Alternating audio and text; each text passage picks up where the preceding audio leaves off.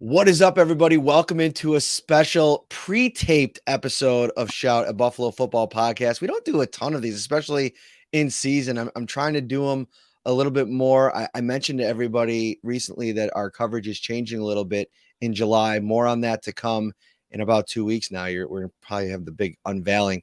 But, man, I had to chop it up one time this offseason with my guy, Buffalo Bills fans. He needs no introduction. Marcel Louis-Jacques from ESPN. Spent a couple years here. Now he's down in Miami covering the Dolphins and doing it in a big way as only he can. What is up, buddy? How are you? Good, man. I'm good. It's wild to think about that. Come probably, I think it's October, I believe, or September or October. I will have been in Miami for longer than I was in Buffalo. And it seems like it was just yesterday, right? It seems like we were just, on the course for the last time. We were just at Brightsmith. But yeah, man, time has flown over the past few years. It feels like the dynamics between these two teams has completely changed over the past few years, and it's shaping up to be a pretty exciting season here. We're going to get into all of that, but I want to start with some personal stuff. Like, we'll get into some football stuff later. What do you feel like you come to Buffalo? We chronicled your journey on an episode of this show before we went back, both of us, through our journalism careers. You came, the ESPN gave after the Observer. I felt like it was taking it to that next level. I mean, ESPN is like the pinnacle, really, of what we do in this business, sports wise. And you did that in Buffalo for 2 years. Now you're doing it in Miami. It feels even bigger at times. I mean, all eyes on South Beach at all times. What's this been like for you, and what have you learned about yourself, kind of taking this next step and doing it down there in Miami? It's my agent and I had a plan coming down here, that despite the discrepancy between the two teams, this was a bigger market and it was going to lead to more TV opportunities, which would lead to me being better at TV. And then hopefully getting on the radar of some of the people, the bigger decision makers at ESPN. I was just thinking about it too the other day. It's funny, the things that don't make me nervous anymore that I knew would terrify me before. Like when I had my first live hit in Buffalo, before the Thanksgiving game against the Cowboys, I mean, I was walking around that locker room like a zombie. Like, I can't believe I'm about to go on live television in like 10 minutes, 15 minutes. I don't know what I'm going to say. I hope I don't mess up. Everybody's going to be watching this.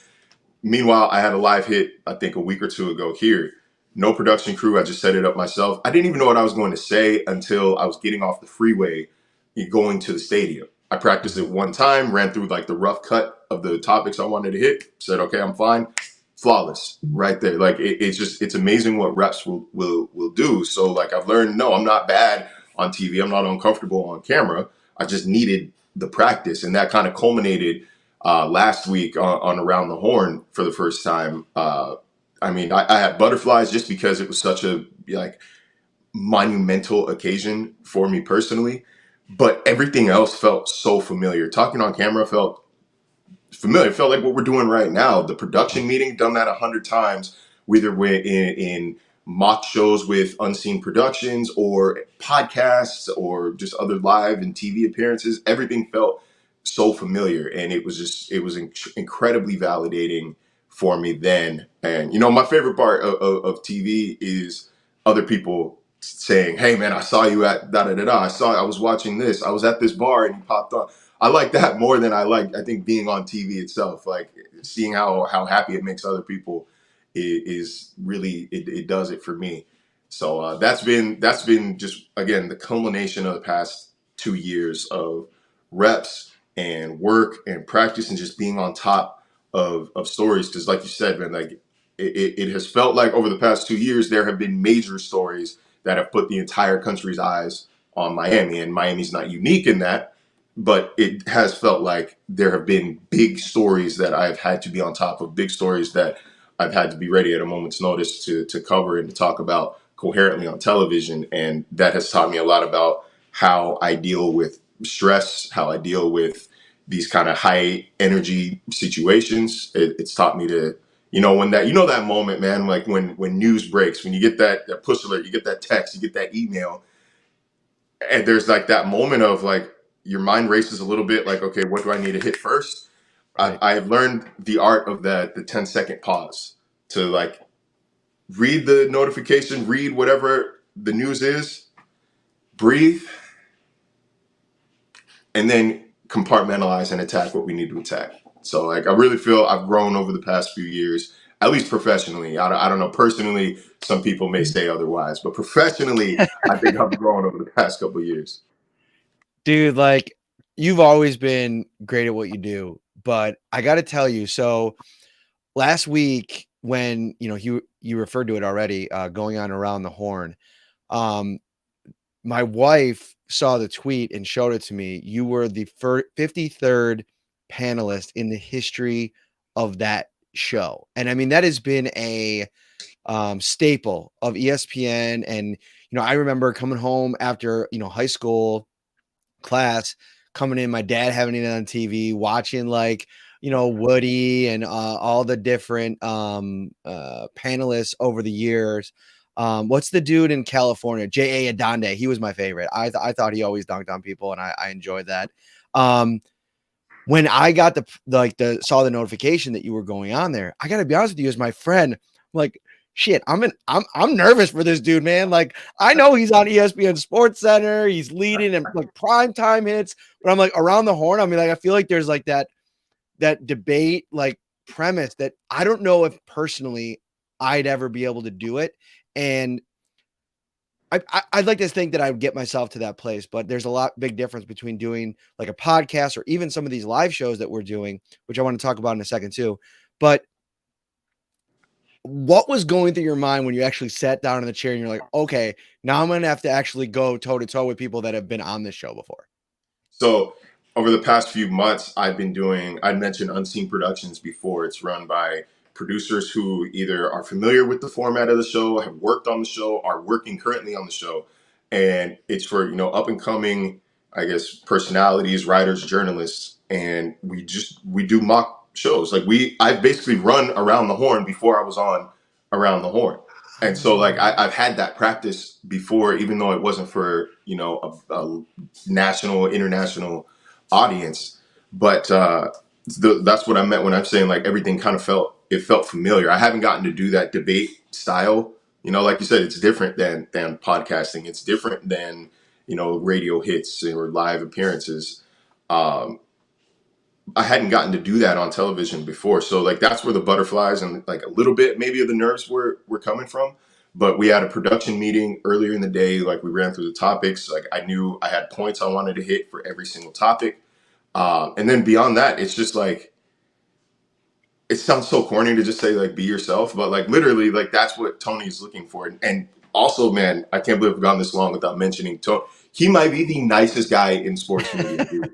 Like there's a difference between like welcoming somebody to your show and being genuinely excited that somebody is on it. And I didn't feel like Tony was just like, "Hey man, welcome. We're happy to have you. This is what I'm going to do." Tony was like, "Dude, I can't believe we're finally getting you on the show, man. Like, I'm so excited for you. I'm so happy for you. Awesome. You should be proud." Like, he sent me this text afterward, and we had like a 20-minute phone chat the day before the show, just like him running me through certain finer points of the program.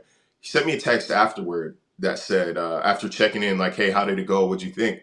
He's like, "This was not your debut. This was you being exactly where you're supposed to be. Now go enjoy it with the people you love." And it was like, dude, I'm speechless. I'm Amazing. speechless. Truly. Like the guy he was such a help. It was such a fun process of recording. It was like I was in this like satellite studio here in Miami. Like had like a big like 85-inch TV behind me with the graphics running. Had a makeup artist like touch up, certain parts of my face. Like it was surreal, man. It was surreal. But I just told myself like, look, this is what we practice for. I know these topics. Like it's not like, I'm being asked to explain quantum physics or, Right. foreign diplomacy. Like then I'd be like, oh boy. But like sports, man, like I know you would crush it, dude. You would crush it because like we do this for a Right. living. It's just like a little different, but the questions are all the same. The topics are all things that we're knowledgeable about. and it's basically it's essentially doing a radio hit or podcast or argument with your friends, debate with your friends, with the exception of you got to kind of watch what you're doing with your face. Yeah. And just talk to, potentially a million people or whatever it ends up being that are watching the show in whatever form they take it in. No, it was awesome. I actually watched it with the whole family. When Lucas walked in, because they were finishing dinner and he walked into the room, and that's when you guys kind of all popped up at the beginning of the show. And he goes, "Oh, hey, there's Marcel. I miss Morty." That was the big line that kind of came through. It's like, I know, man. I miss him too. I'm about to say I will ship Morty. I'll put him on a flight today. If y'all want him, please, you can take him. He's a menace. He's a menace. Poor guy. Poor Morty. No, what we got our hands full with Walt out here. One of these things is, did Morty ever do this? Because Walt has a little beagle in him. He like goes outside, he like rolls around and poop. Like, dude, stop doing that, man. Like, what are you doing? Come in. And I'm like, man, I gotta give you a bath, and I don't even want to touch it. Actually, my wife's got to give him a bath. That was one of the rules when we got the dog. I was like, I'm not picking up poop, and I'm not like dealing with any poop. It's I actually bought a pair of, and I don't know if Caitlin does it too. Like I bought a pair of like latex gloves for when he is filthy, so I can and I can pick up whatever he peed on. Like let's see, he loves to pee in his crate if I'm gone for more than a couple hours. Like it doesn't matter if he's gone outside or not. It doesn't matter because I make sure the first, like when I was doing the research and development of putting him in his crate, I realized, okay, if I didn't take him out, that's on me. That's on me. I can't get upset. But I've taken him out, put him in the crate, and before I leave the home, he has peed in the crate. Yeah. And it makes me rip my hair out because like there have been times where like I hope I better not get in trouble for this because it's reasonable. There have been times I've had to just leave him in the bathtub. Like if I'm going to the store, if I'm going to get my hair cut, I'd be like, dude, I don't trust you. I don't trust you. But I know that like this is easy to clean. If I'm out of pads, I'm out of towels. He's peed through his pillows, his blankets. It will put me at my wit's end. So I'll give him a good treat, leave a bottle or a bowl of water in that tub with him. Like he associates it with bath time, but it's like, look, man, you're probably going to need a bath. I bathe you more than I bathe myself at this point. Like, it's ridiculous. That's a great line. Yeah. I don't know what the rules are and everything like that, but if you're going to the store and you leave them in there with water and a treat, I think you're all right. Like I'm not like abusing the dog. Like he's got plenty of space. He's got more space in the tub than in his crate, in theory. Right. But Exactly. yeah, it's like I'll tell you what, if you've ever had to clean pee or dog poop out of a crate before, then you you understand the dilemma here. Like I hate doing that. I hate You had to doing clean it. it out of your car the one time, didn't you? Didn't he do it in the car? He has peed in the car multiple times. That one, again, that was trial and error on my part because first I just put him straight in the car and drove down the street, and we wouldn't make it around the block. We wouldn't make it around the block. Like, okay. So then I took him out first and then put him in the car. Same deal. Took him out first, and I found the trick. He has to be laying on something. So it has to be a blanket, his bed, a pillow, whatever. He has to be sitting or laying on something, and then he will be fine. So trial and error here. But again, that's the part of the process. That's my family here. That's my guy.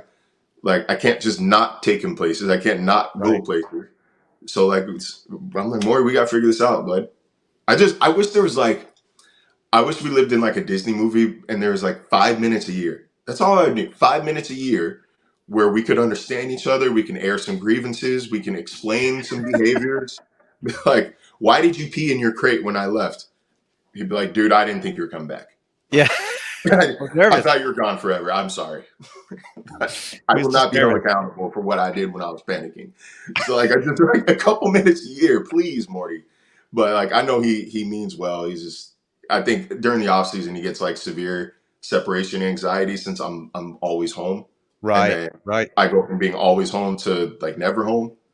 So I don't know how to practice that. I might need to Google a couple tips or some people y'all might need to DM me or tweet at me some tips. Just don't yell at me for the bathtub thing, man. I'm at my wit's end. I'm at my wit's end. Listen, you're doing it in a caring way. You're trying to put them in a better situation. Listen, I don't know if I'd want the bathtub's bigger and there's more mobility. And then like if you go to the bathroom in the crate, you're gonna just be in it. Like Yeah, he's so gonna I lay. get the mindset there. He's gonna be soaked. Then I have to give him. So you're going in the bathtub anyways. Like Right. at least this time we're saving. We're saving a step. Like it's not out of anger. It's not like I'm running the shower like cold water while he's in it the whole time and it's dry. Right. And like it's just I can't leave him out of the crate because he will tear the house up. Like Right. I'm sure I know he's done it. I know he's done it to y'all. Like he'll find the trash, he'll find old food, he'll find He does. whatever He he's is kind done. of sneaky about it too. Like he's not like a run around like a crazy terror type of dog, but he's a like, yeah, turn the other way. As soon as you do, I'm gonna eat all this stuff right here. Yeah, I'm out. That's your problem. If you didn't watch me, if you're not watching me, that's on you. No, like I love my dog. He's a bad dog. Like we could say it. He's a bad dog. He gets into trouble. He does bad things. He's just not loud and in your face about it. But like there's been a sitter or two that said, "Hey, I need some time off from this dog." Like And I then understand. I understand completely. I'm sorry.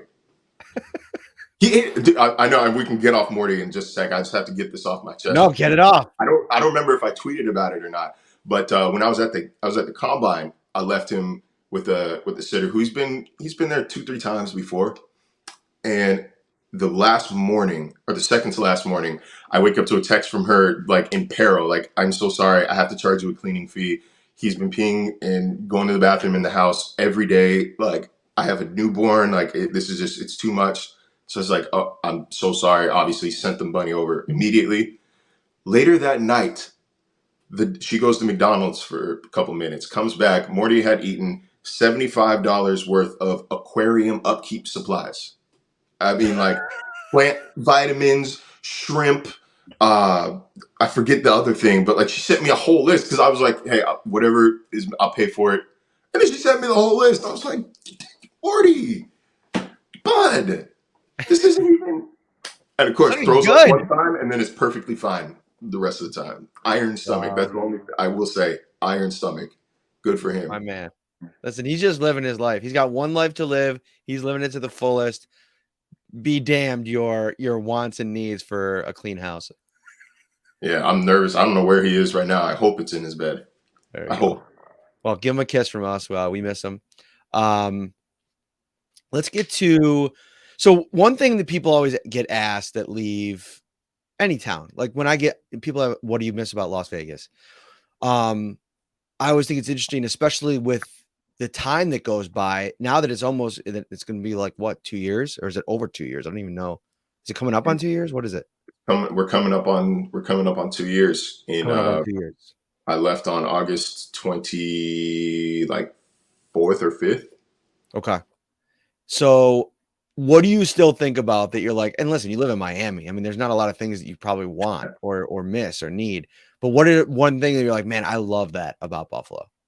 See, this is the thing that like the people who are still for some reason so mad or like still hold it against me that I left don't realize about me. It's like I'm not like a club rat. Like I'm not like in Miami. I'm not at 11. I'm not at live every night. Like I'm not out here like pumping my fist on the beach. Like I like the beach. I like the ocean. I like looking at the water. I like the architecture here. I like the food here and the weather. But like this was a career move. This wasn't necessarily like I have to have that style of city. I have to live that lifestyle. Mhm. It's a bigger market. I want to be on TV more. This is best for my career. Um, what I miss most about Buffalo is just the overall pace of the city. Like the speed of that city was perfect for me. And like it's hard to really describe what that means unless you've been there. But like the fact that let's say, dude, if I wanted to go to Barbill in if I wanted to go not to the north one, the East Aurora East one, Aurora. Yep. 20, 25 minutes Right. max, right? I want to get to work, it's 20 minutes, doesn't matter the time of day. If I want to run an errand, if I want to go ship something, if I want to go pick something up, go to the doctor, I can get an appointment either that day or the next day. I can go right in and ship it. There might be 3, 4 people in line wherever I go. If I want to go to the gym, it's gonna be me and like 10 people there, 20 people there max. Like it was the perfect size and speed for what I'm personally looking for in the city. In a city, like I don't love the fact that, let's say, and anybody in Miami who watches this will have to agree with it because it's not a lie. There's a cutoff for errands here. There is a cutoff. If I have to do something at 5 p.m. and I can't walk, I'm not doing it until the next morning Mm. because I'm going to be stuck in traffic everywhere I go. I tried to go to UPS the other day. The line was out the door.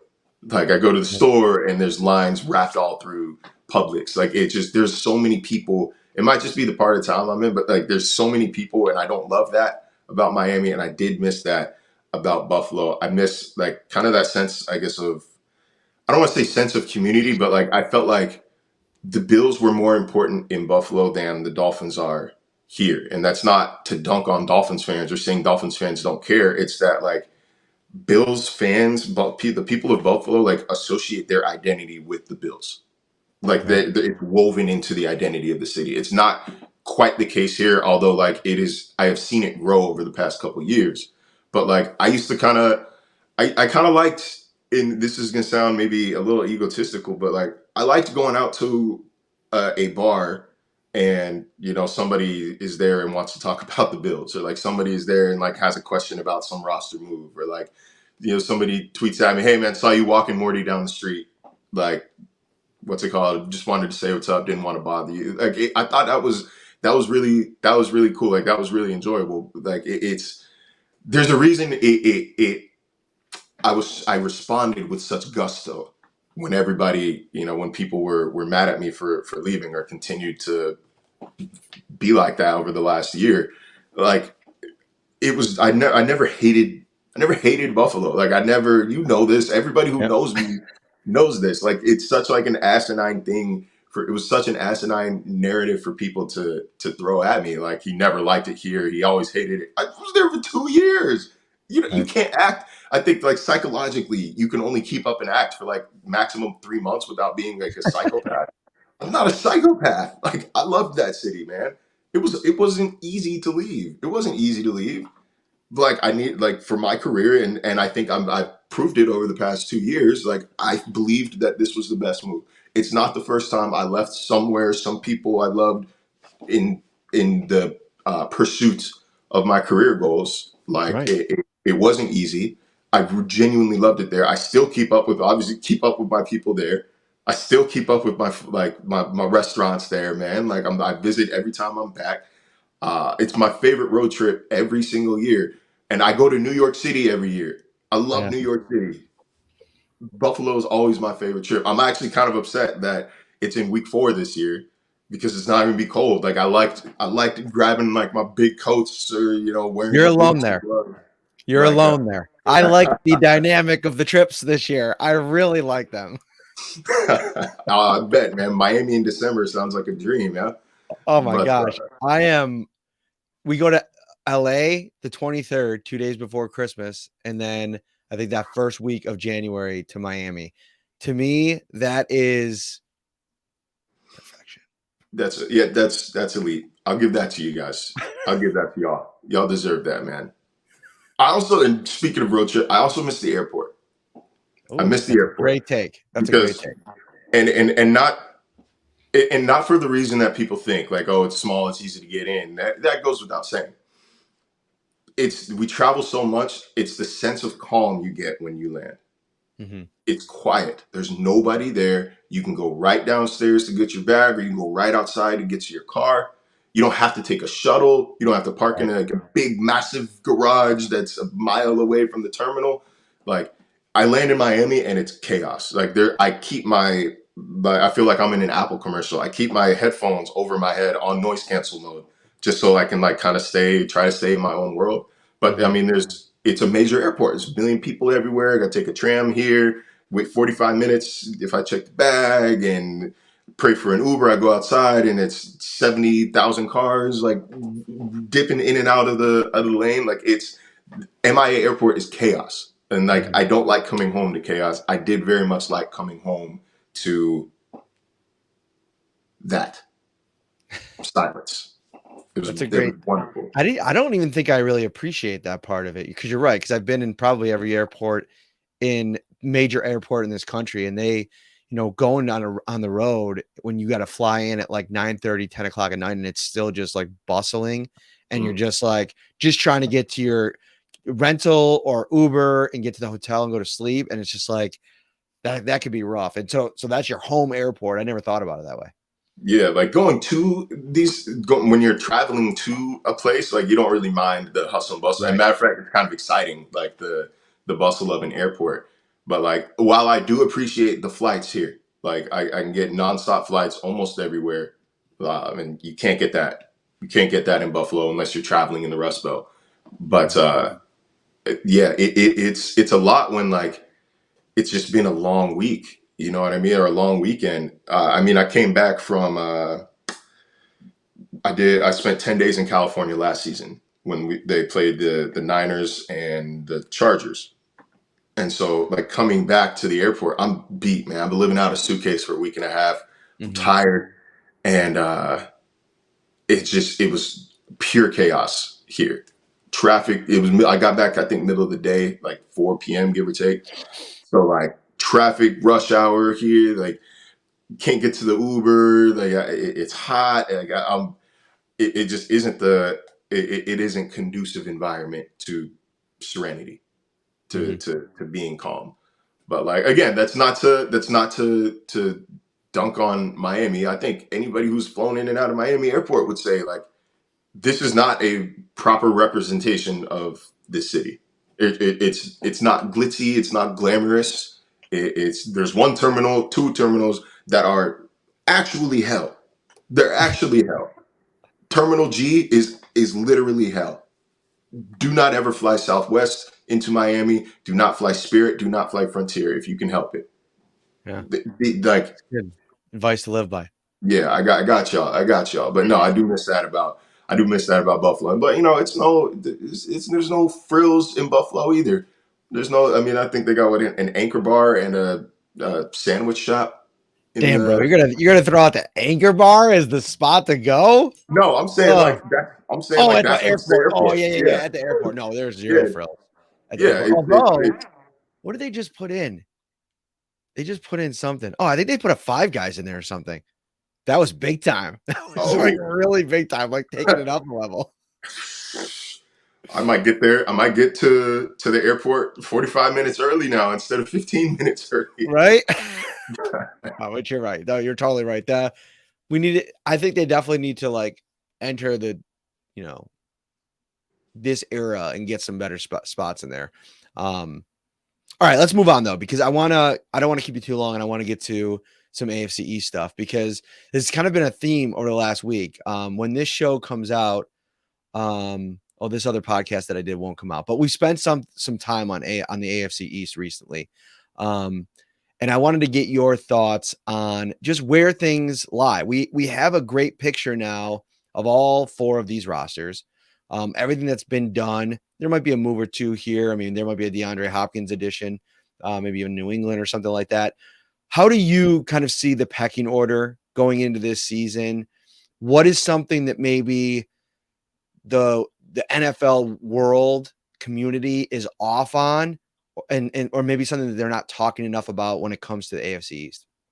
I think they're overvaluing the Jets right off the top of the head. I think the Jets they're putting a lot into Aaron Rodgers because last year it was pretty clear that they were a quarterback away from being a real threat. Like I'm not going to deny that, but that was last year. Rodgers is another year older. This is a new system, even though he's playing with what's his name, Nate Hackett as his OC, and he brought a lot of cronies over from Green Bay. It's still a young group of core playmakers in Garrett Wilson and hopefully Brees Hall coming back from that torn ACL. It's not a good offensive line right now. It's not a good offensive. No, I don't think to be completely honest, I don't think any team in the AFC East has a particularly good offensive line right now. They're all like bad. Yeah, like there's not. Arguably. I think like the Patriots might have the best, and because they run the ball so much, that's kind of it comes with it. But the Jets' offensive line might have Rodgers scrambling around more than he's comfortable with, and with every year he gets older, that ability starts to wane. His ability to make moves outside of the pocket. He's going to have to do that quite a bit with this offensive line that has been injury prone over the past several years. So, the fact that he's been present for off-season activities and spring practices, I think says a lot toward his willingness to make this happen. Obviously, he wasn't doing that in Green Bay, but I think that the world needs to pump the brakes on the Jets, ground the Jets for just a second here. Like, let's not scramble the Jets quite yet. Talking about Super Bowl contenders and AFC East favorite, there's a very realistic possibility or situation scenario in which they're the third best team in the division next year. They're third best. Buffalo is still Buffalo. As long as they have Josh Allen, it's impossible to really count that team out. As long as Josh Allen is Josh Allen, like it's impossible to. Miami has gotten exponentially better on their worst side of the ball this year. Not just adding Jalen Ramsey, but adding Vic Fangio, I don't think gets talked about enough as maybe one of the bigger moves of this offseason. He is was the most in-demand defensive coordinator in this cycle. Took a year off, not from his own, not because he couldn't find a job, but because he didn't want a job. He wanted to relax. So one of the best defensive minds in NFL history just spent the past year studying the league and coming up with new coverages and new ideas on how to counteract an offense. They've got a lot of players on that side of the ball in Miami, and that offense is still that offense.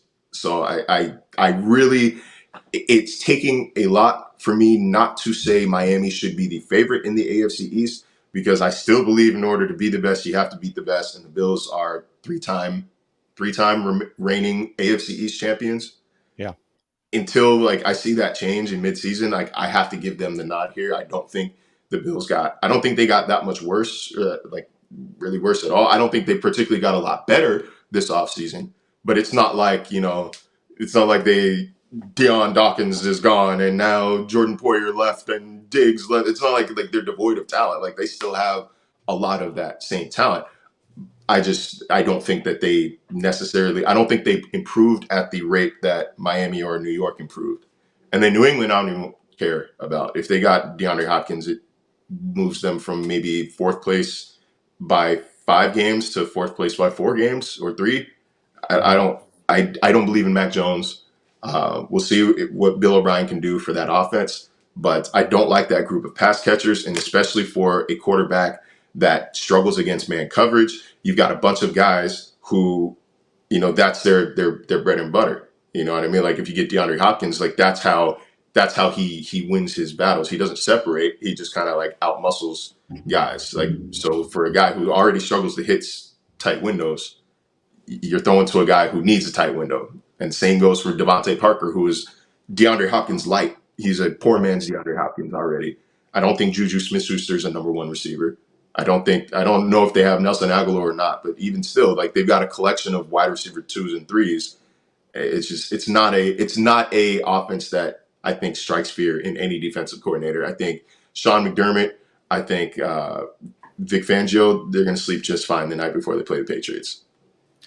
It's interesting because the New England conversation is, I want to say that I think that there's more juice there because of some of the moves they've made defensively and the fact that Bill Belichick is eventually going to get things figured out on that side. I really like getting Christian Gonzalez where they did. I really like some of the additions. They have some pieces that are developing. Like I put Josh Uche like just a like sliver behind Jalen Phillips in terms of what they could be this year. Like I think Jalen Phillips has the potential to be a top 5 pass rusher, right? I think Josh Uche is on that tier down, but I watched him up close twice last year. Like there's some things to like, they're going to be strong on the interior. They went out and got that one dude, Mapu, another kind of like hybrid type of guy that they can play in like a Duggar type role. And they still have Duggar who's really good as well. Yep. The problem is for that defense is I think because they've been so inept at offense, it saps that juice before too long over the course of the season. So it's like if they come out and the offense sucks in the first month, they're shot. Exactly. This isn't a division where you can afford to fall behind too early. And I believe I don't know everybody's schedule by heart. Like I know the Dolphins, but I know that they're all playing essentially the same teams. And like the Dolphins have the second hardest schedule in the NFL. That means everybody else in the division's probably flirting with that top 10, if not squarely inside of it. So like it is a meat grinder division. I think that this and the NFC, I believe it's the NFC West, right? Well, yeah, Mhm. Seattle Yep. 49ers and I think the Rams probably bounce back this year. And the AFC West is should be tight as well. But I think the AFC East is the best division in football. Like I said, there's a few that can you know that are in that talk, that are in that debate, in that conversation. But I think the AFC East is pretty clearly it should have three. It should have three playoff teams next year. It should have last year, but I would expect all three of those, of Buffalo, Miami, and New York to be playing postseason football this year. Last thing before I get out of here, you covered Sean McDermott, Stephon Diggs, at the beginning of that relationship, and we've seen things. I don't want to say deteriorate, but we've obviously seen some things bubble up here over the course of the last 6 to 7 months. The whole deal that went on during mini camp and Sean McDermott saying he wasn't here, but he was, and then Diggs' people coming out through the media and setting the record straight, and then McDermott having to come out and do like an impromptu press conference to like clear the air and set things straight.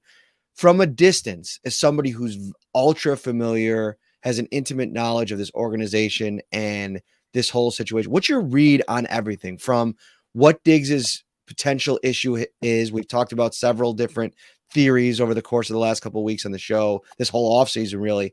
And then what's been going on with McDermott this offseason, from now taking on the play calling to all of this stuff with Diggs. What's your read on all of this? Well, what worried me the most, if I like just from an objective standpoint, not like I'm sitting here biting my nails about it, but what worried me the most about the minicamp mess was that it wasn't financially motivated. He's due to make what $24 million this Mm-hmm. year. He's Mm-hmm. one of the highest paid receivers in the NFL. It wasn't fine. It's not like he wanted a new contract. That's easy to figure out. You want a new contract? Let me see your numbers past 3 years. Okay, here it is. That's exactly what they did for him last year. That means it's deeper than money, and that is a little harder to fix. It's a little harder to fix. I know that they're singing "Kumbaya" for the cameras, but it is worth, I guess, keeping an eye on in the future. Now, like it's a group of people that spends nearly every waking minute together, or is about to for the next 9 months. Like things like this happen. It's like your college roommate. Like my college roommate's my best friend, and we fought like hell throughout our 4 years at ASU, just because you're always around each other, and things like that arise, and you get more comfortable bringing up issues that you have instead of kind of like swallowing them down. So like I think it's not maybe it's something to keep an eye on, but I don't think it's something to like lose sleep over if you're a Bills fan. I thought Tom Pelissero, actually, he went on Good Morning Football, I think yesterday, and he Mm-hmm. brought up an excellent point. For the people who said that, it's a make or break, it's a do or die year for the Bills. They had maybe one of the most tumultuous seasons we have ever seen in the NFL last year. Probably like, and to be kind of capped off there by what DeMar Hamlin went through the day after New Year's. Like that was just the final straw. Like it was awesome seeing Naheem Hines take the next kickoff back the following week. Like that was incredible. But like from afar, when all of that happened, when I could see like the looks on those guys' faces in Cincinnati, I was like, there's no way. There's just simply no way that this isn't a movie. This isn't Lifetime, man. Like this is real life. There's no way these guys have the emotional fortitude to fight through that and make a Super Bowl run that already is so mentally taxing. But to see one of your brothers, let's call it what it is, die on the football field and have to be brought back, there's no way. And you do that after the injuries, after being snowed out of your homes, like after being delayed coming back. Like so many things happened this year. And so I think people are seeing like the Bills failed to make a Super Bowl, or failed to make a conference championship game yet again. and say like, oh man, like this is it. Oh man, like McDermott and Bean, they can't do it. Like I don't think that last year should be what's driving that conversation. If we want to have that conversation, like I think there's a little bit of merit to it. I think that Brandon Bean's drafts, while he started off very hot, I think the past few, when you look at them, look a little funny in the light. They haven't been impactful. I think they're making their money through free agency and through free agent signings and bringing in guy kind of that the discarded player, the guy with the chip on their shoulder. That's been like their bread and butter. But after Ed Oliver, like who's their most impactful draftee? Rousseau, probably, yeah. like, and beyond that, there haven't been a whole lot of hits. And so, like, at any time, obviously, like when you have a superstar quarterback and you're not making Super Bowls, you're not making conference championship games, people are going to look at the coach. I do think like their draft history is kind of a problem, but like I don't think that what happened last year made this year make or break. So I think like a lot of that feeling toward Sean McDermott was maybe a little unwarranted. I think that guy did, and shit, and the Matt Araiza stuff at the beginning of the season, I forgot about that. Like I think that like that guy did everything he could to keep that team together, all things considered. There was no way in hell. There was no way in hell. He could have won 3 games next year and he would just enter the next year on the hot seat. They weren't going to fire him after everything that he's done for that city, everything he did for that team during that time. It's Buffalo, man. It's deeper than football. I think it's deeper than football. I think he's been here. He's been there long enough now. He's done enough. Like there is an emotional bond between that staff and this city to the point where it will buy him some extra time, even if the team starts to falter. But as I said earlier in the show, as long as you have Josh Allen, your window's open. It might be open this much, it might be open this much, but your window is open when you have a guy like Josh Allen. Last thing, I know I already said last thing, but what's something about the Dolphins that people aren't ready for that's about to take off, right? Like I know, over the years, like I almost feel like you could have put Poyer and Hyde in this category. Like they early on in their career, like when people didn't really know, they were these guys that, that they were retreads off of another team. That, free agents that weren't getting a lot of buzz. I shouldn't say retreads, like free agents that weren't getting a lot of buzz. They were getting repurposed. Micah Hyde played a lot of nickel corner for the Packers. What's something that you see kind of coming that maybe the rest of the league or the division doesn't see? So 3 players, right? The one we've mentioned already, Jalen Phillips. Jalen Phillips is the closest thing to Hercules that I have seen in person. But obviously, like physique means if physique was everything, then Sean Open would be an all-pro right now. Yeah. They'll look at the sack numbers and you'll see, I think it's 15 and a half over the past 2 years. It doesn't jump off the page. He's not putting together like 10 double-digit sack seasons and all that, but he's right there on so many occasions if you watch the tape. Like his ability to get past his blocker and get into the backfield, his ability to force quarterbacks out of the pocket. It's kind of a reason why they got Bradley Chubb there on the other side to like funnel, hey, one of them is going to win and quarterback's going to have to scramble toward the other. I think Jalen Phillips makes a Pro Bowl-esque leap this year. I think he finally cracks that 10 sack reign or that 10 sack plateau. So there's one. Number 2 is a name that people should be familiar with in Javon Holland. If you look at safeties under Vic Fangio, guys like Justin Simmons, like Eddie Jackson, they tend to thrive in this system. And Javon Holland is one of the best safety, maybe the best safety in the NFL that people don't talk about enough. I'm not sure why. Maybe his interception numbers were low last year, and 2 years ago he was a rookie, second round pick. The guy is a star. The guy's a star. One of the best noses for the ball that I've seen. He's in that like Micah Hyde category, except maybe I don't want to say like a little more athletic. I think they're about the same caliber of player, but Javon Holland is right there, and he's in his 3rd season in the league. Another guy who I think should be in that Pro Bowl conversation, could even flirt with All Pro this year, but we'll get there when we get there. And then number 3 is the rookie Devon Achane. If you were watching the draft this year, if you remember what when the cameras panned into the Dolphins war room, when they took Cam Smith, the corner in the 2nd round, Mike, I think he said he was texting his wife. He's, kind of like kicked back, looking at his phone.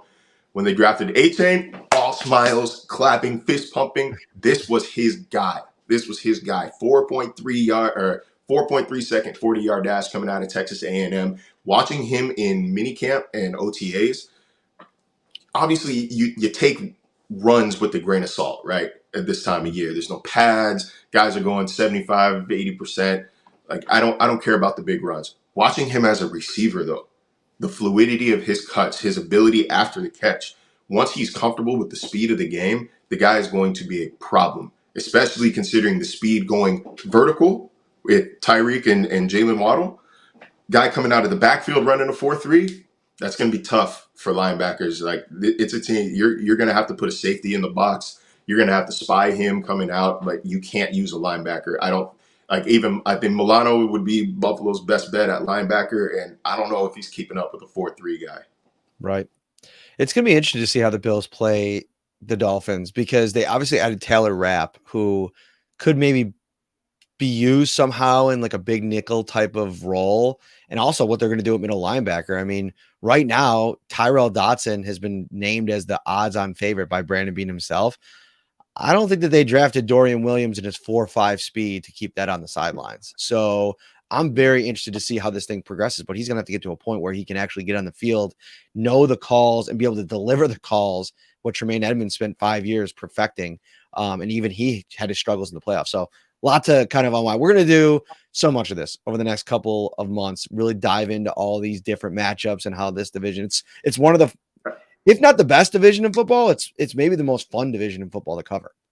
Yeah, like, and when you look at the quarterbacks in this division, you look at the star power in it, the offenses. It should be a lot of fun. It's come a long damn way, man, from 2019, my first year in this division. Like I still remember, because I had similar thoughts my first Bills game as my first Dolphins game. Because my first Bills game, they were at the Jets in week 1, and Josh Allen fumbles the first drive, right? And they go down like, it was what, like 16-0 or something like that, 16-3. And I remember like, crap. What did I do? What have I done? I just spent all offseason like trying to convince people at ESPN that this was a playoff team, which I don't know if I've ever said that publicly. Little side note for the people who think I didn't ride for this city when I was here. Like, I can show you all the texts and the emails. I told everybody after training camp, yeah, this defense is going to be top 5. I think they make the playoffs this year. No one believed me, and that's why I wasn't really on TV that first year. Either way, back to the present. 2021, I'm covering Dolphins at Patriots, and it was awful. It was another awful game, like 16-14. Like, Mac looked better than Tua, and I'm in the box like, I guess thank God it's 80 degrees every day of the year at home, because like work's not going to be fun. That wasn't a fun team to cover that year. It's totally different now. Like, obviously watching Josh Allen play, man, he's worth the price of admission by himself. Watching what Tua has done with Tyreek and Jalen and Mike McDaniel's offense, they are worth the price of admission. There's a reason why Dolphins games, the traffic is a little more difficult nowadays than it was in 2021 and before. It's a really exciting team to cover, and obviously the Jets are like the Joker of the division, like the Joker, like the Batman villain, not like I'm not calling them clowns, but like they're Oh, you can aggregate it to hell with that line. That'd have been fun. right. Oh my God! Somebody keep Bill Kleiman away from this. Like I don't want to get dragged. But like they're that team, like the chip on their shoulder. They're angry. They're ready. Like they talk a lot of trash. Like it should be fun. And then the Patriots. Yeah. The Patriots are there. I don't care. I will rarely, if I say something complimentary about the Patriots, I mean that, because I hate them just as much as y'all do in Buffalo. It has nothing to do with my time in Buffalo and everything to do with the Tuck rule. Yet people don't forget, I was a Raiders fan growing up. That still hurts my feelings. It's still crap. And I can't support New England. It has to be exemplary for me to compliment them. If not, they're just New England. And it's funny because I feel like Bill Belichick does things like every once in a while, the organization in general, that just reminds you of why everybody just doesn't like him. So whatever, tough. You've made the bed, and now you sleep in it, and everybody wants you to lose and be I miserable. mean, Patricia and Judge experiment last year was the Too true. dumbest, like the dumbest thing I've ever seen in the NFL. The dumbest thing I've ever seen a smart person do in And the he NFL. refuses to like even explain it. Like, has there been a press conference or a story that explain what the fuck he was thinking? Sorry, that was. I'm gonna edit that out. But seriously though, like, bro, like one of the most. He's been called a genius by people that know the game more than anybody. And you go run those two jokers out there, like, are you? And I am calling those two guys clowns. Yeah, it is a testament to his arrogance right there. Like I think there's a line from I think there's a line from that show King of the Hill where they're in Phoenix and he sees it's like 110 out. It's like, this city is a testament to man's arrogance. It's an affront to God. Like that was the Patriots offensive staff last year. They had a combined 1 year of any sort of offensive experience. I think Joe Judge was an offensive analyst early in his career, an offensive assistant early in his career. Like, no, duh. Everybody on the planet, in the football world knew that wasn't going to work. Knew that wasn't going to work. It's like, why would you wasted a year? You just wasted a year, Bill. Like you're starting to look a little funny in the light without Tom Brady. I'm not gonna lie to you. He's obviously he's the best defensive mind the game's ever seen. Let's not kid ourselves here. But I think that whole debate that who profited from the other more, Tom or Bill. I think we kind of see who. I think we see who did. I think we see who it was Bill reaping the benefits more so than Tom. Indeed. This was so much fun, man. We could sit here and go talk football, talk life for hours. But I'm gonna let you get out of here. Enjoy your week. You got some fun plans on tap, and I'm jealous of going to Disney World. That's Sir, wonderful. It's gonna I be was about awesome. to say, anytime, whenever y'all want to come out, let me know. Well, I got the things, I got the passes, I got the admissions, this and that. I got definitely. you. Well, guess what? We'll be there in March. Our whole my wife's side of the family. My father-in-law got one of those. What are they called? The houses. I always see the ads for them. I don't know, but you like get a house it's huge and it can fit like all these different people that are coming out from that side of the family. So we'll be out there for a week. So we'll get up. I'll see you in Buffalo, week 4, and then in Miami in January. He's Marcel Louis-Jacques. Find him on Twitter at Marcel_LG across your TV screens on ESPN. He does it all. Thank you so much, my friend. Yes, sir.